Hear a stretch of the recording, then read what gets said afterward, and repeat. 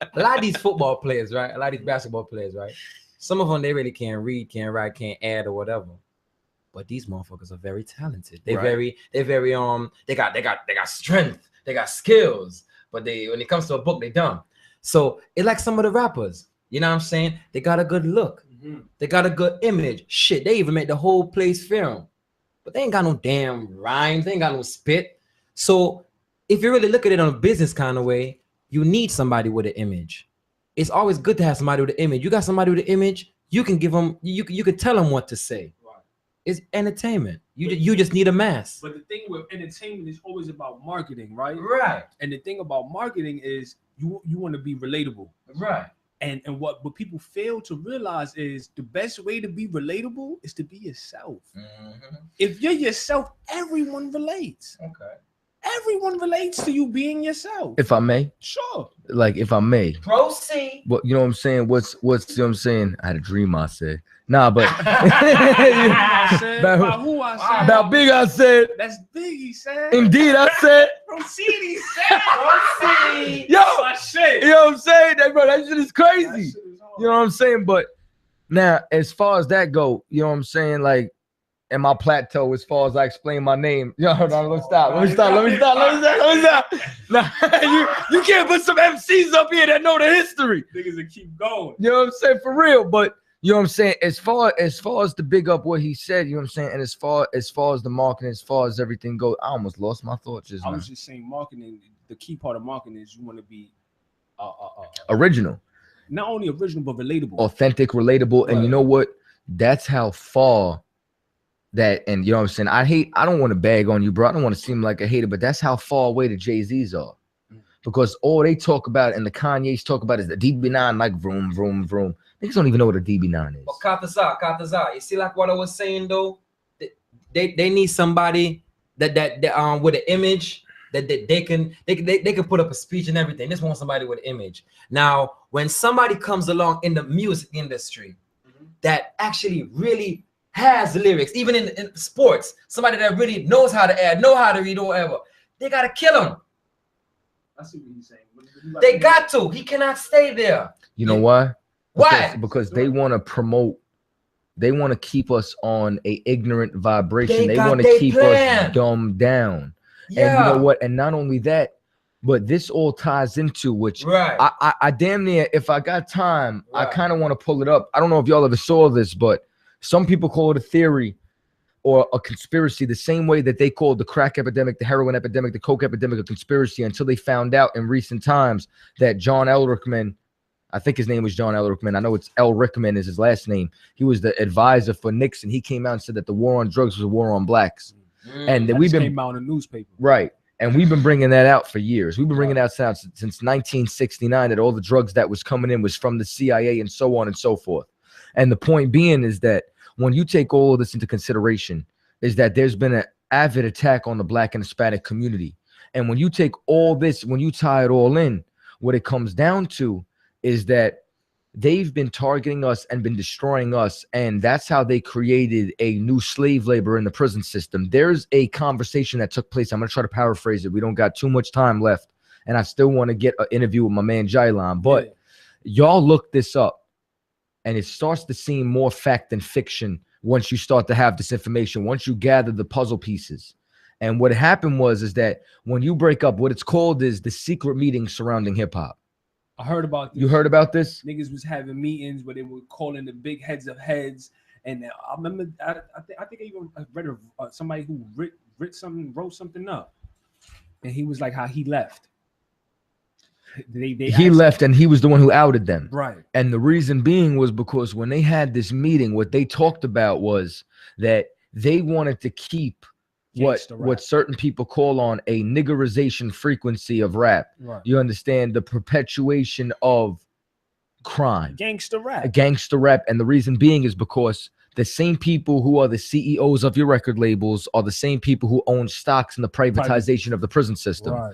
So by them perpetuating the same, not only Michael Jordan, who owns stocks in the private prison, but by them perpetuating stealing cars, by them perpetuating selling crack, hitting licks. What they do is not only do they get paid off the industry and the shows itself, but they get paid off of the consumers who follow them like sheep led to the slaughter, so that this way they end up in the prison system, that there's 2 million Black and Hispanics in the prison system. So now not only do they get paid, but prison became an industry. So now this is why the white man is the devil, because he tells you that speeding is illegal, but he makes your cars go 120 miles per hour when the speed limit is only 70, and that's when you hit 95. He tells you that you cannot sell drugs, but then he's the one that the CIA is bringing cocaine, heroin, and engineering crack into the community. He tells you that you can't commit murder, but what is every TV show about? What is every movie about? What is every rap song about? He tells you every video game about the water. There was just thank you in Hebrew. He tells you all these things, and then he locks you up for it, which once again, I hate to even bring up 13th, because the UPK been bringing this out since 1969, and on Israelite Vibes, we brought out the privatization of the prison system and the 13th Amendment, and rappers like, you know what I'm saying, like Killer Mike have brought it out. You understand that, but I'm going to give it to the real, you understand, the leaders, which is in the UPK, isupk.com. But the point being is that he's such a devil that he promotes this in the music and then locks us up for it. He makes it illegal and then locks us up for it. And you know what? Because of that, you could have Disney World. Because of that, America's eating off of 400 years of cotton money. Because of that, we're on the bottom, and every single Jewish and Chinese record executive who have colonized and raped our culture can make millions while we get pennies to the dollar, which is why Jadakiss got to come out and say, why is Jadakiss as hard as it gets? Why is the industry designed to keep the artist in debt?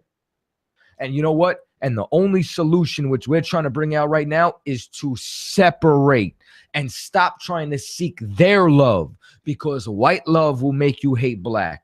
And by loving our own, guess what?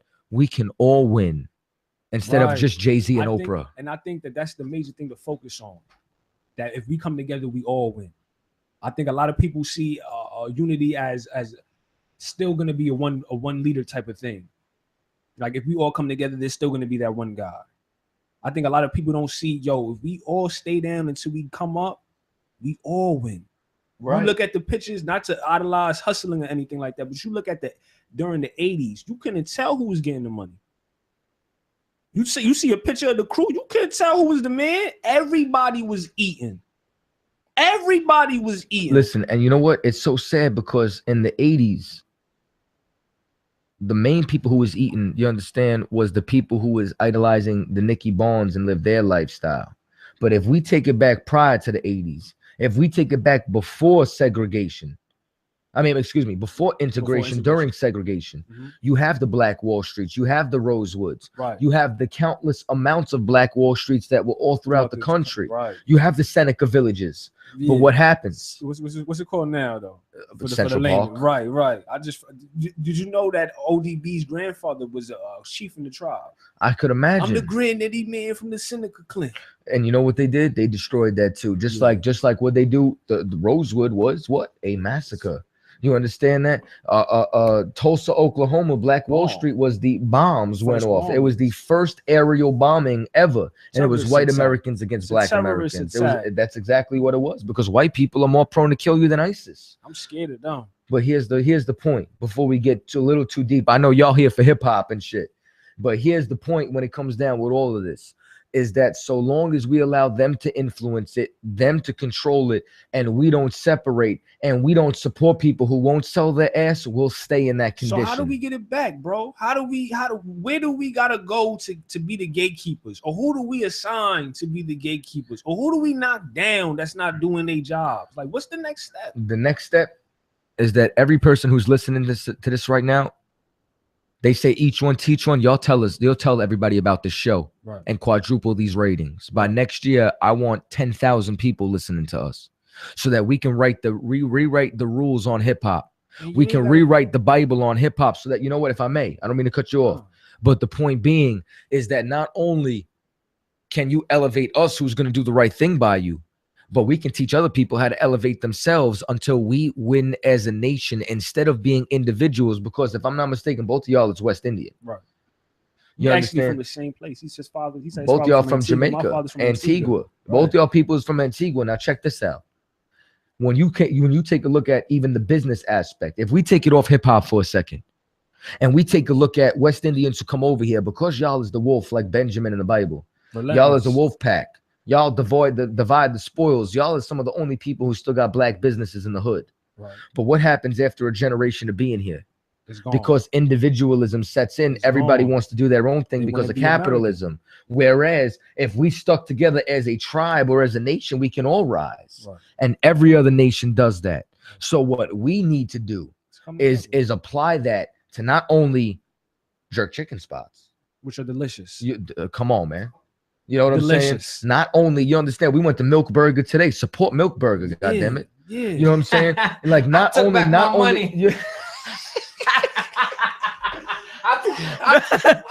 want $20 back. And you know what? And that's because we in oppression. Yeah. I want all y'all to go inside this link and make a donation right now to the Lost Tribe so we can buy this. We can buy my man a burger. Yeah, a Milk Burger too. And I want sweet potato fries with cheese, nigga. But here's the point: is that if we do this, we can all rise. And you know what?